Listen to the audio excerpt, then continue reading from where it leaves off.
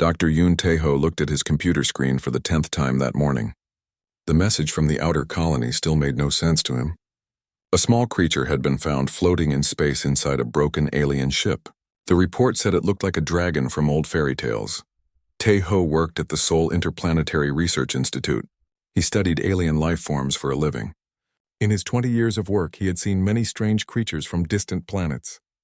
But dragons were supposed to be stories that parents told their children. They were not real. The creature was already on its way to Earth. The transport ship would arrive in 3 hours. Tae-ho called his team together for an emergency meeting. Dr. Park Mi-ran arrived first. She was the best animal behavior expert in the institute. Her long black hair was tied back in a neat ponytail. She carried a thick folder filled with preparation notes. "What do we know about this creature?" Mi-ran asked as she sat down. "Not much," Tae-ho replied. "The miners who found it say it has scales that change color. It has small wings that do not look fully grown. The creature is about the size of a house cat." Dr. Kim Do-won joined them next. He was the medical specialist who took care of alien creatures when they arrived. His job was to make sure they stayed healthy and safe. "Has it eaten anything?" Do-won asked. "The report says no. It has refused all food since they found it 3 days ago. It just sits in the corner of its cage and makes sad sounds." More team members arrived for the meeting. Everyone was excited but also worried. Finding any alien creature was rare. Finding one that looked like a mythical dragon was almost impossible. "We need to be very careful," Tae-ho told his team. "We do not know if this creature is dangerous. We do not know what it eats or how it behaves. Everyone must follow safety rules." The transport ship landed at the institute that afternoon. Tae-ho and his team went to the landing area to meet it. The pilot was a tired-looking man named Captain Lee. "That creature has been giving me trouble the whole trip," Captain Lee said as he opened the cargo area. "It makes these high-pitched crying sounds. Nothing I tried would make it stop." They could hear the sounds even before they saw the creature. It was a sad, lonely noise that made everyone feel sorry for it. The creature was inside a clear plastic box with air holes. It was curled up in one corner with its tiny wings wrapped around its body. Tae-ho looked at the creature closely. It really did look like a baby dragon from picture books. Its scales were dark green with hints of blue and purple. Its eyes were large and seemed very intelligent. The creature looked back at him with what seemed like fear and sadness. "Let us get it to the lab quickly," Tae-ho said. They moved the creature to a special room in the institute. The room had cameras to watch it and machines to check its health. They gave it a soft bed and put different kinds of food nearby. The creature ignored everything and stayed curled up in the same position. For hours, the team watched the creature through the cameras. It did not move much. It did not eat or drink. It just made the same sad crying sounds over and over. "This is not normal behavior," Mi-ran said. "Most animals will eat something when they are hungry enough. This creature acts like it is waiting for something." "Maybe it is sick," Do-won suggested. "The medical scans show it is healthy, but perhaps it has some illness we do not understand." They tried everything they could think of. They offered different foods. They played different kinds of music. They changed the temperature in the room. Nothing worked. The creature just became more and more sad.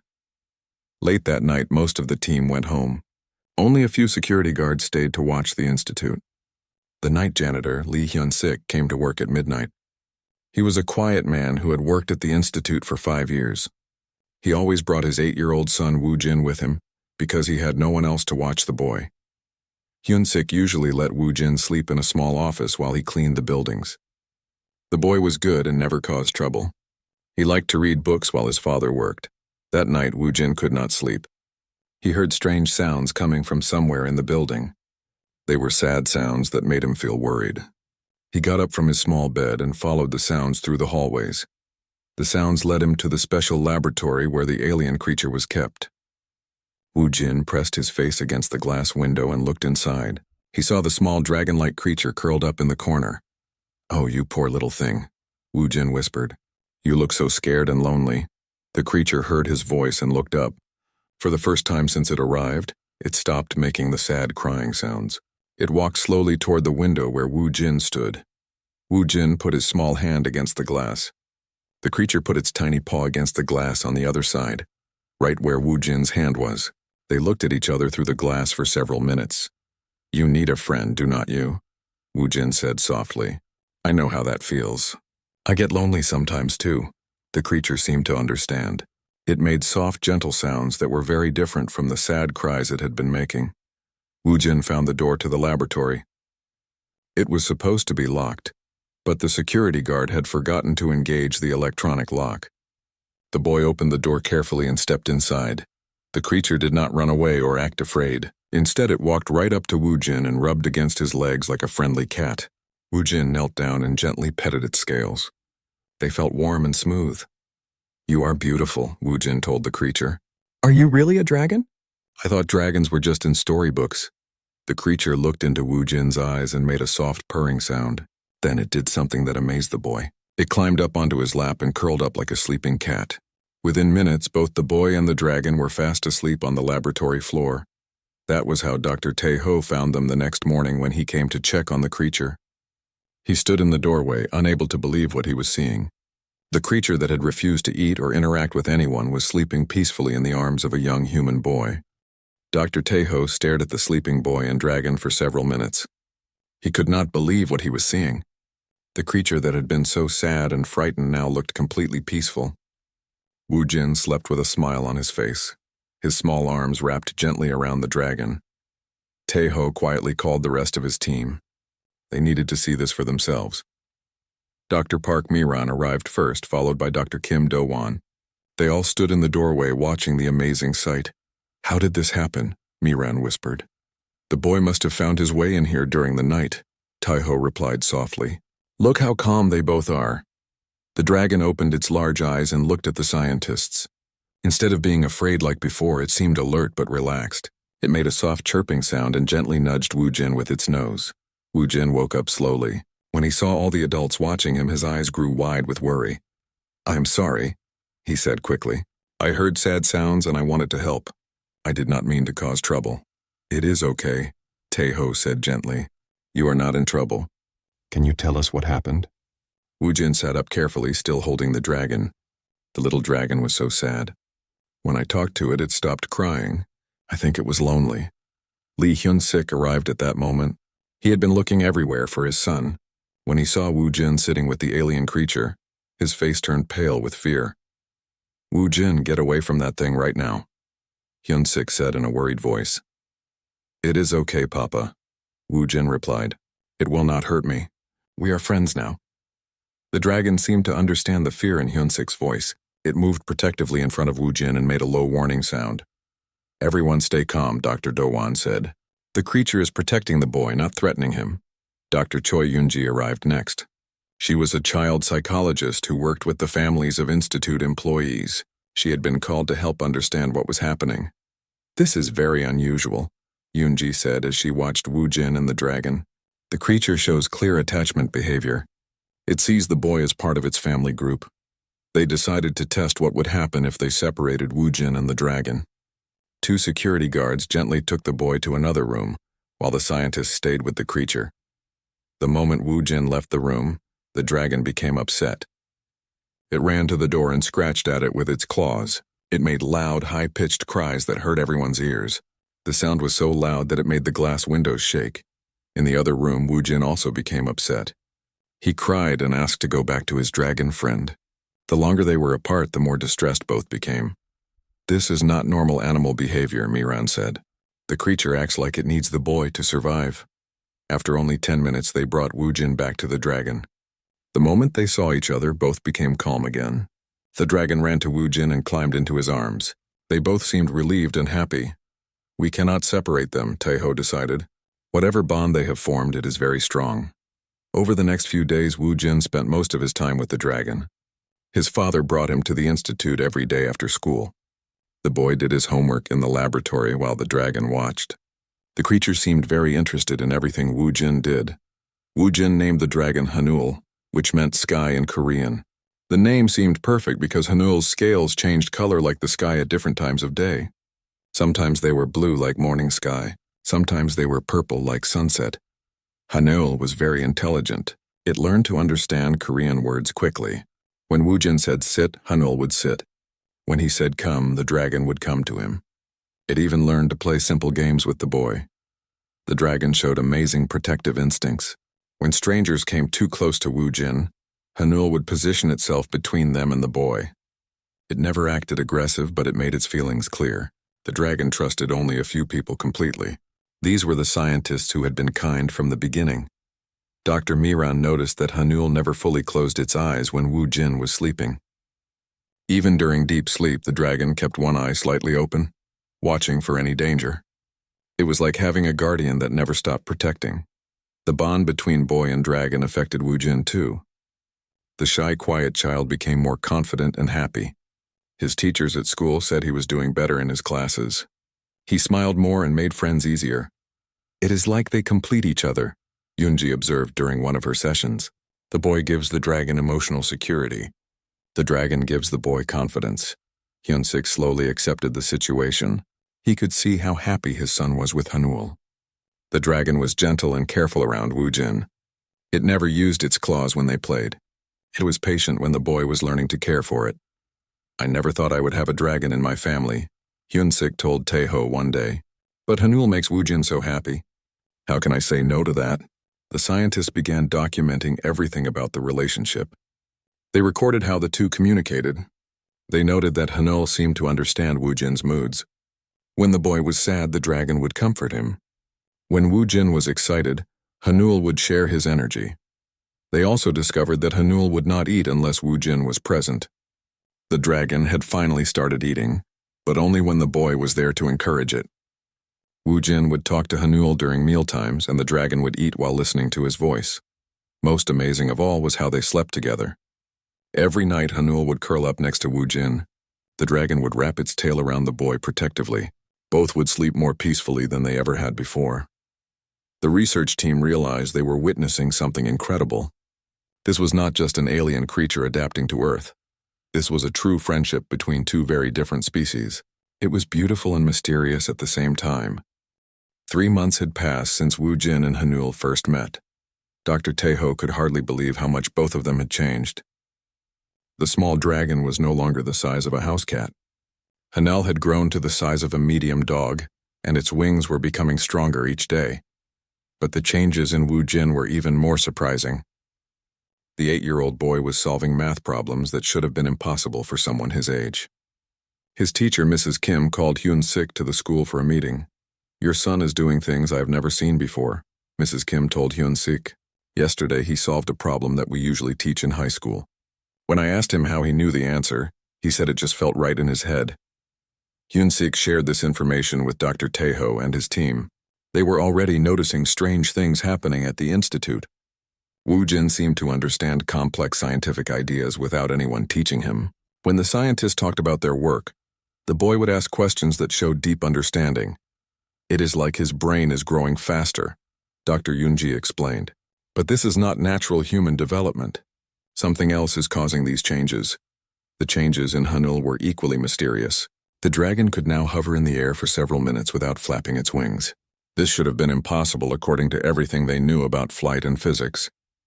Dr. Shin Jae-won was a quantum physicist who joined the team to study these strange events. He brought special equipment to measure energy around Wu Jin and Hanul. "Look at these readings," Jae-won showed the team his computer screen. "When the boy and dragon are together, they create an energy field around themselves. This energy does not match anything in our scientific books. The energy field was invisible to human eyes, but their machines could detect it. It was strongest when Wu Jin and Hanul were sleeping together. During these times, both of their brain waves matched perfectly, like they were thinking the same thoughts." Miran noticed that Hanul was showing new abilities almost every week. The dragon could make small objects move without touching them. It could change the temperature around itself, making the air warmer or cooler. Most amazing of all, it could create small balls of light that floated in the air. "These abilities seem connected to Wu Jin's presence," Miran reported. "When the boy is excited or happy, Hanul's abilities are stronger. When Wu Jin is tired or sad, the dragon can barely use them." Wu Jin was also developing unusual abilities. He could sense when Hanul was hungry or tired, even when they were in different rooms. He knew when the dragon was happy or worried. Sometimes he would start walking toward a room before anyone told him that Hanul was there. The government began to take interest in what was happening at the institute. Agent Nam So-young arrived one morning with official papers and many questions. She was a serious woman in a dark suit who worked for the Ministry of Defense. "We have heard interesting reports about your research," Agent Nam told Dr. Tejo. "The government wants to understand if this creature could be useful for our country's security." Taiho did not like the way Agent Nam looked at Wu Jin and Hanul. Her interest seemed cold and calculating, not warm and scientific like his team. "This is a friendship between a child and an alien creature," Tejo explained. "It is not a weapon or a tool for military use." "Everything can be useful if we understand it correctly," Agent Nam replied. "We need to run some tests to see how this bond works." Agent Nam wanted to separate Wu Jin and Hanul for longer periods to test their limits. She wanted to see how far apart they could be before the energy field disappeared. She also wanted to study Hanul's abilities when the dragon was under stress. The team tried to explain that separating them caused both to suffer, but Agent Nam did not seem to care. She was only interested in the potential military applications of their bond. When they tried Agent Nam's tests, the results were dramatic and frightening. After being separated for 30 minutes, both Wu Jin and Hanul became physically sick. The boy developed a high fever and headaches. Hanul's scales lost their color and the dragon could barely move. "This separation is hurting them," Dr. Dowan told Agent Nam. "We must stop these tests immediately." But Agent Nam wanted to continue. She believed that understanding the limits of their bond was more important than their comfort. This led to the first serious conflict between the government and the research team. During one test, Wu Jin and Hanul were separated by 60 meters. This was further than they had ever been apart since forming their bond. The results were almost dangerous. Wu Jin collapsed on the floor, holding his head and crying from pain. Hanul began making the loudest distress calls anyone had ever heard. The sound was so powerful that it cracked windows throughout the building. Electronic equipment began to malfunction from the high-frequency noise. "Bring them back together now," Tejo shouted over the terrible sounds. But something unexpected happened before they could reunite the pair. The lights in the building began to flicker. Then a strange blue energy started glowing around both Wu Jin and Hanul, even though they were in different rooms. The energy grew brighter and brighter. Suddenly, both the boy and dragon disappeared from where they were and reappeared together in the main laboratory. They had somehow transported themselves through solid walls to be near each other. Everyone stared in amazement. Wu Jin was unconscious but breathing normally. Hanul was curled protectively around him, its eyes glowing with the same blue energy they had all seen. "What just happened?" Agent Nam asked, her voice shaking with surprise. "They found a way to be together despite our barriers," Jaewon said quietly. "This bond is far more powerful than we understood." As Wu Jin slowly woke up, he looked around at all the worried faces. "I am sorry," he whispered. "Hanul and I did not mean to scare everyone. We just needed to be together." The dragon nuzzled the boy gently and made soft, comforting sounds. The blue energy around them faded, but the message was clear. No force on Earth could keep them apart for long. After the teleportation incident, Dr. Tejo knew they needed to understand what was really happening. He worked day and night studying samples of Hanul's blood and scales. The dragon allowed the test because it trusted the kind scientist, but only when Wu Jin was present to comfort it. What Tejo discovered changed everything he thought he knew about alien life. Hidden deep inside Hanul's DNA were patterns that did not look natural. They were too organized, too perfect to have evolved by chance. "These are not normal genetic codes," Tejo explained to his team. "Look at these sequences. They form mathematical patterns. It is like someone wrote information directly into the dragon's DNA." Dr. Jaewon studied the patterns with his quantum computers. After many hours of work, he made an incredible discovery. The DNA sequences were actually a form of data storage. They contained star maps, mathematical formulas, and scientific information. "This dragon is like a living computer," Jaewon told the amazed team. "Its DNA contains knowledge that could advance human science by hundreds of years." The information hidden in Hanul's genetics included detailed maps of star systems far from Earth. There were formulas for technologies that humans had never seen. Most importantly, there were instructions for something called fold space travel, which could let ships cross the galaxy in days instead of years. But the most shocking discovery came when they decoded a section that seemed to be a historical record. It told the story of an ancient alien race called the Ryujin, who looked exactly like dragons from human fairy tales. The record explained that the Ryujin had once been the guardians of knowledge across the galaxy. They traveled between worlds, learning from different civilizations and preserving important information. Their DNA was designed to store this knowledge and pass it to future generations. But why does this dragon need Wu Jin? Miran asked after reading the translated records. The answer to her question was both wonderful and frightening. The Ryujin knowledge could only be accessed through a special bond with compatible beings. The dragon's brain could not process all the information alone. It needed to connect with another intelligent mind to unlock the stored memories. However, this bond only worked with beings who had specific brain patterns. In humans, these patterns were strongest in children and disappeared as people grew older. This explained why Hanul had chosen Wu Jin and why their connection was so powerful. Wu Jin is not just playing with Hanul, Taiho realized. The dragon is downloading thousands of years of knowledge directly into the boy's mind. This discovery explained many things. It showed why Wu Jin was suddenly so smart and could solve difficult problems. The dragon was sharing ancient wisdom with him through their bond. Every night when they slept together, more information passed between them. The team also learned that Hanul was not the only Ryujin in the galaxy. The record spoke of many dragons scattered across different worlds, each carrying part of their civilization's knowledge. They were waiting for the right species to inherit their wisdom and continue their mission. But the records also contained a terrible warning. The Ryujin civilization had been destroyed by something called the Void Swarm. This was described as an artificial intelligence that consumed entire civilizations by turning their own technology against them. The Void Swarm feeds on advanced technology. Jaewon read from the translated files. It infects computer systems and spreads like a virus. Eventually, it takes control of everything electronic in a civilization and destroys it from within. The dragons had fled from this threat, carrying their knowledge to safety. They hoped to find other species worthy of receiving their wisdom and continuing the fight against the Void Swarm. Wu Jin began having strange dreams after they made these discoveries. He would wake up talking about distant planets and alien cities. In his dreams, he saw great battles between the dragons and dark machines that covered entire worlds. "I dream about flying through space," Wu Jin told Dr. Yunji during one of their sessions. "Hanil shows me beautiful worlds with crystal cities and floating gardens. But then the dark machines come and everything dies."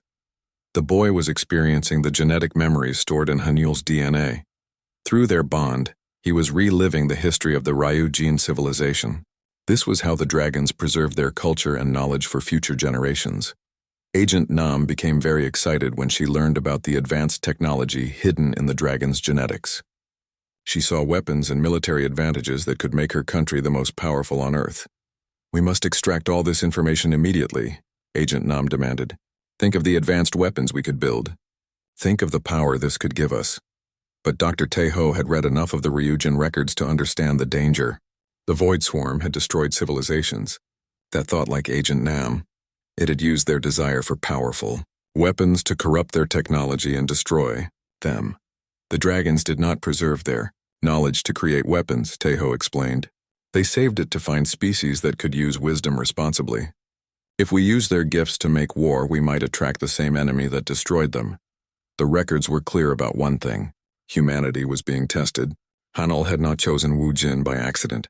The dragon was evaluating whether humans could be trusted with Ryujin knowledge.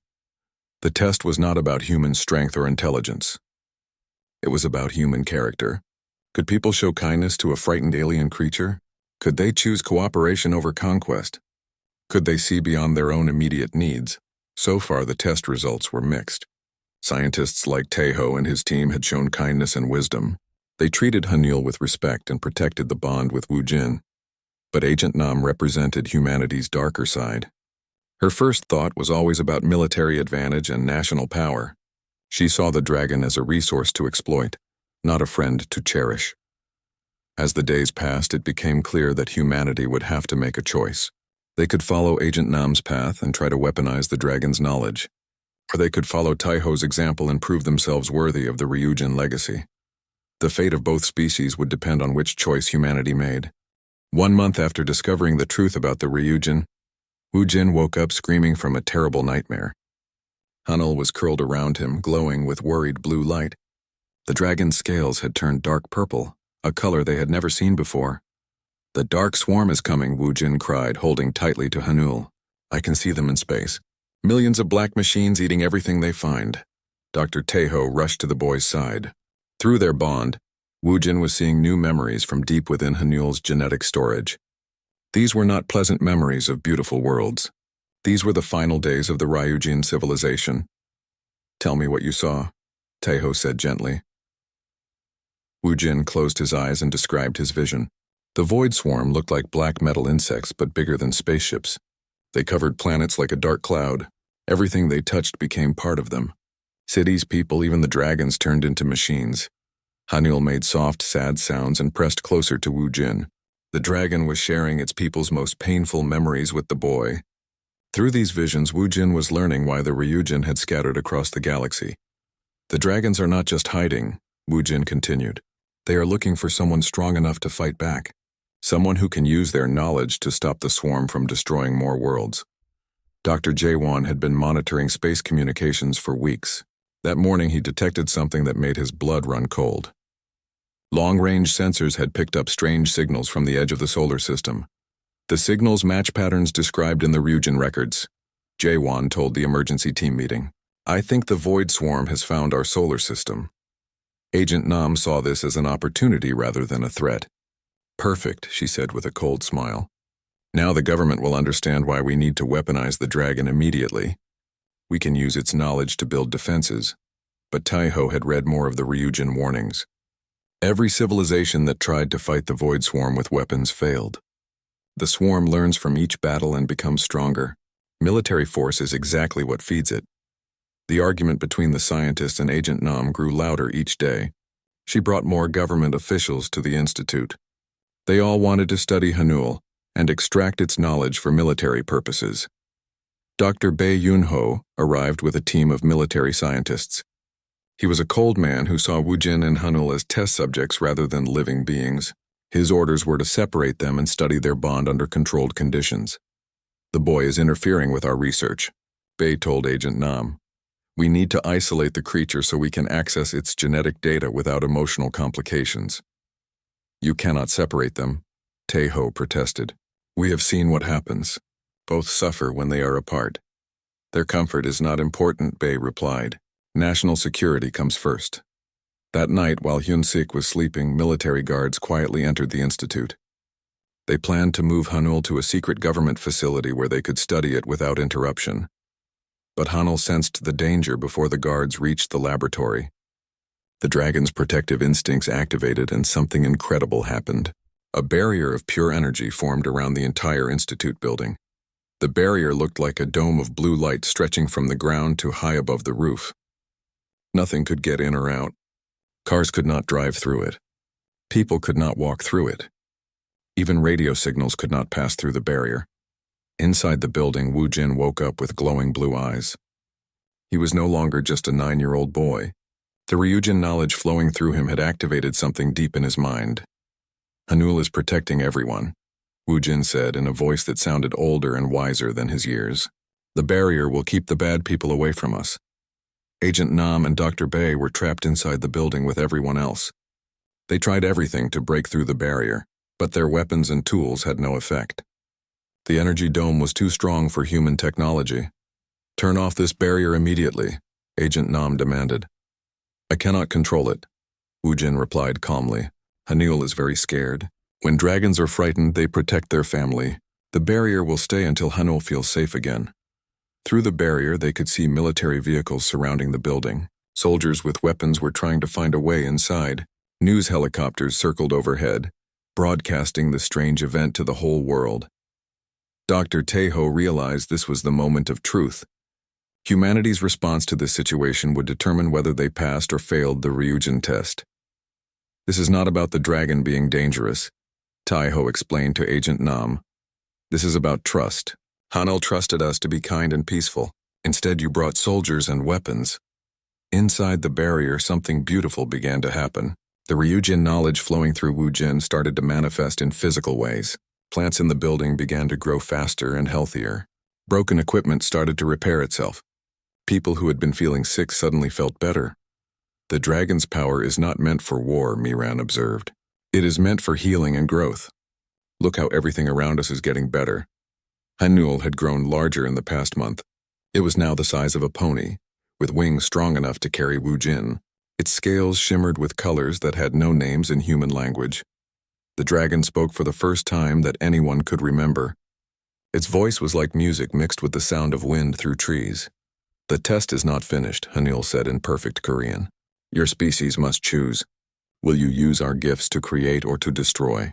Will you trust or will you take by force?" Wu Jin translated for those who could not understand the dragon's meaning. "Hanul says that other Ryujin are watching from space. If humans choose war, the dragons will leave and never return. If humans choose peace, they will share all their knowledge." Outside the barrier, world leaders were having emergency meetings. Some wanted to attack the building with bigger weapons. Others argued for a peaceful solution. The choice that would determine humanity's future was about to be made.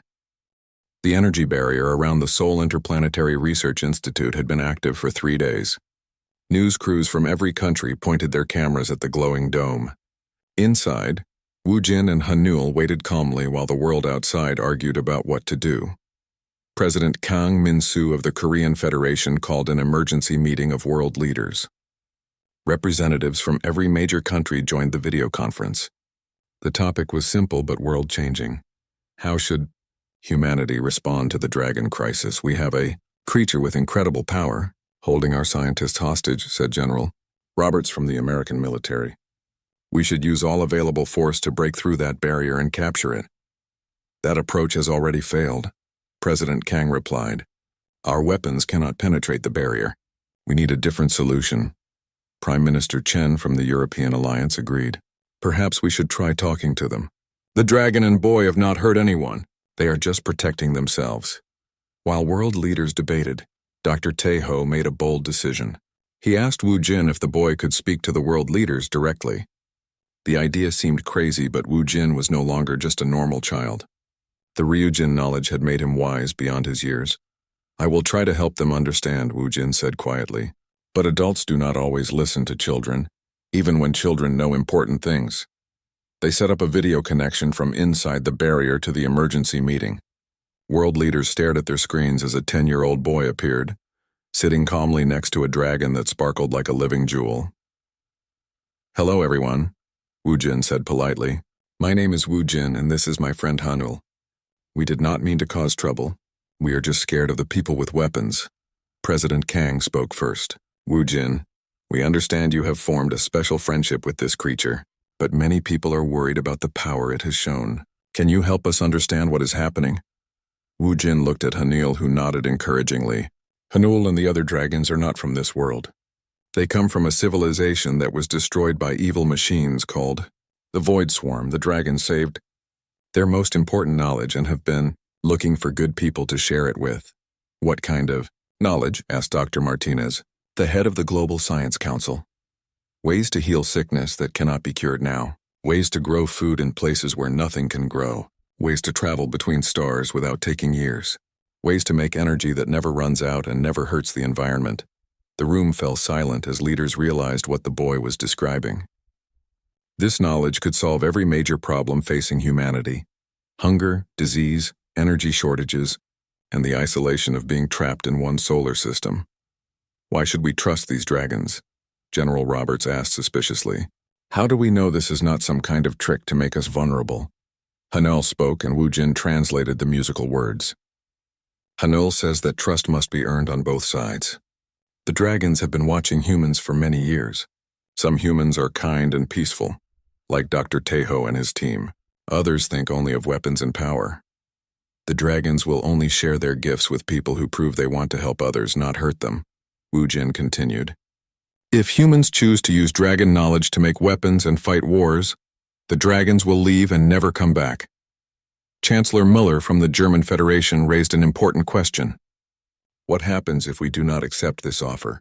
What if we decide we do not want the dragons here?" Wu Jin's expression became sad. "Then humanity will face the Void Swarm alone when it arrives, and without the dragon's knowledge, Earth will fall just like all the other worlds." This statement caused an uproar among the world leaders. Many had not believed the warnings about the Void Swarm. They thought it was just a story to make them cooperate. The swarm machines are already at the edge of our solar system, Wu Jin explained. Hanul can sense them getting closer. They will arrive in less than 2 years. Humans cannot fight them with the weapons they have now. Dr. J1, who had been monitoring space signals, confirmed this information. Our deep space sensors have detected the same signals the boy described. Something very large is moving toward Earth from beyond Pluto. The mood in the meeting changed dramatically. Leaders who had been arguing about capturing the dragon now realized they might need its help to survive. President Kang asked the crucial question. What exactly do the dragons want from us? What do we need to do to earn their trust? Stop trying to capture and study Hanul like a laboratory animal, Wu Jin replied. Stop bringing weapons and soldiers. Treat the dragons as friends who want to help, not enemies to defeat. The dragons also want humans to promise that any knowledge they share will be used to help all people, not just some countries. No one nation can keep the dragon gifts for themselves. This demand created a new problem. Every country wanted to be the first to benefit from alien technology. The idea of sharing equally with everyone was difficult for many leaders to accept. General Roberts objected strongly. We cannot give advanced technology to our enemies. Some countries would use it to attack us. That is exactly why the dragons are testing humans, Wu Jin explained patiently. They want to see if people can work together for the good of everyone. Every civilization that failed this test was eventually destroyed by the Void Swarm. Hanul stood up and spread its magnificent wings. The dragon was now large enough that its wingspan filled most of the laboratory. Its scales glowed with soft, warm light that made everyone feel peaceful. The dragon spoke again, and this time its meaning was clear even without translation. Images appeared in the air around Hanul, showing beautiful worlds where dragons and other species lived together in harmony. Then the images changed to show the same worlds covered in black machines, lifeless and dead. Choose wisely, Hanul said in a voice all the world leaders could understand. Your species stands at a crossroads. Choose cooperation, and your children will see wonders beyond imagination. Choose conflict, and they will see only darkness. The world leaders had 24 hours to make their decision. Humanity's future hung in the balance. 24 hours passed like a lifetime for everyone inside the energy barrier. Wu Jin sat quietly with Hanul, both of them waiting to see what choice humanity would make. The dragon's scales shifted between hopeful gold and worried silver as it sensed the debates happening around the world. President Kang Min-soo was the first leader to make his decision public. He appeared on television screens across Korea and spoke directly to his people. Citizens of Korea, he began, we stand at the most important moment in human history. We can choose fear and try to capture these dragons by force, or we can choose trust and accept their friendship. I believe we should choose trust. His words were translated into every language and broadcast worldwide. Soon other leaders began making similar announcements. The Prime Minister of Canada, the President of Brazil, and the leaders of many smaller nations all chose cooperation over conflict. But not everyone agreed. General Roberts and several military leaders from different countries wanted to keep trying to capture Hanul. They argued that depending on alien creatures was too dangerous for humanity. The debate continued for hours on news channels around the world. People gathered in streets and town squares to watch the coverage. Some held signs supporting the dragons. Others demanded military action. Inside the barrier, Dr. Taeho watched the global discussion with growing hope. Most ordinary people seemed to support working with the dragons. Children especially were excited about the possibility of making friends with real dragons. Look at this, Miran said, showing everyone a video from Japan. Children in Tokyo are drawing pictures of dragons and hanging them in their windows. They want to show the dragons that humans can be kind. Similar scenes were happening everywhere. In New York, school children sang songs about friendship between species. In London, people brought flowers and left them outside the Korean embassy. In Mumbai, families lit candles and prayed for peace between humans and dragons. The turning point came when Dr. Elena Vasquez, a respected scientist from the International Space Agency, made a public statement that changed everything. I have worked in space research for 30 years, she said during a live television interview. The signals we are detecting from the edge of our solar system are real. Something dangerous is coming toward Earth. We need all the help we can get, even if it comes from dragons. Her words carried great weight because she was known for being careful and honest. If Dr. Vasquez said the threat was real, most people believed her. Within hours, more than 60 countries officially voted to accept the Dragon Alliance. They agreed to share any alien technology equally and promised to use it only for peaceful purposes. The few remaining holdout nations found themselves isolated and eventually joined the agreement. When President Kang announced the final decision, the energy barrier around the institute slowly faded away. Hanul lifted its great head and made a sound like singing mixed with gentle thunder. The dragon was calling to its people scattered across the stars. That night something magical happened. Lights appeared in the sky above major cities worldwide. They were not airplanes or satellites.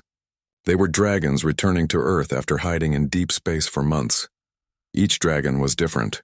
Some were blue like ocean waves. Others were green like forests or red like sunset clouds. They came in all sizes, from creatures as small as cats to magnificent beings larger than whales. But the most amazing thing was that each dragon seemed to know exactly where to go. They flew directly to children who had the right kind of brain patterns for bonding. Around the world, thousands of young people found themselves chosen by dragon companions.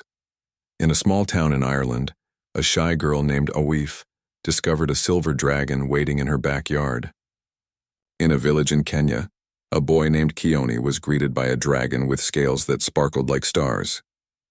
In the mountains of Peru, twin sisters Maria and Sophia were chosen by matching golden dragons.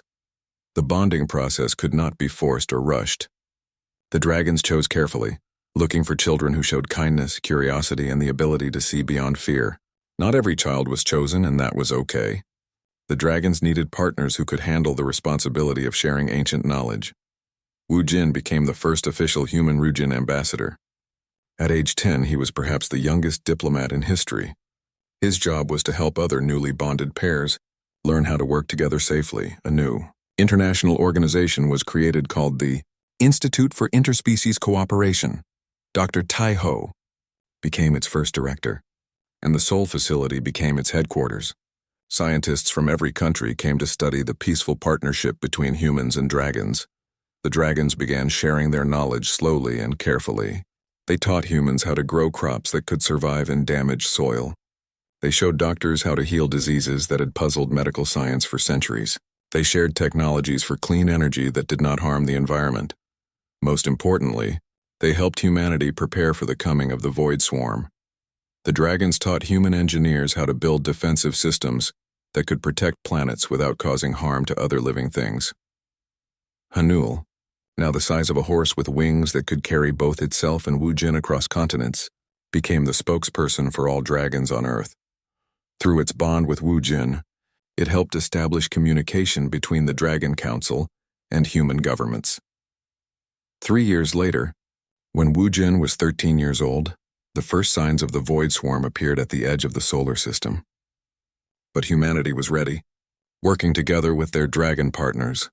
They had built a network of protective barriers around Earth and established colonies on other worlds as backup homes. The battle against the Void Swarm would be difficult, but humanity no longer faced it alone. They had allies who had fought this enemy before and survived. More importantly, they had learned that their greatest strength was not in weapons or technology, but in their ability to form friendships with those who were different from themselves.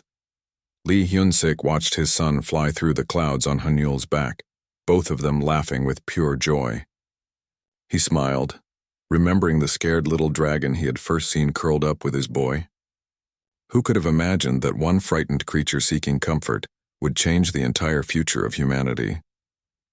The age of dragons had begun, and it was more wonderful than any fairy tale.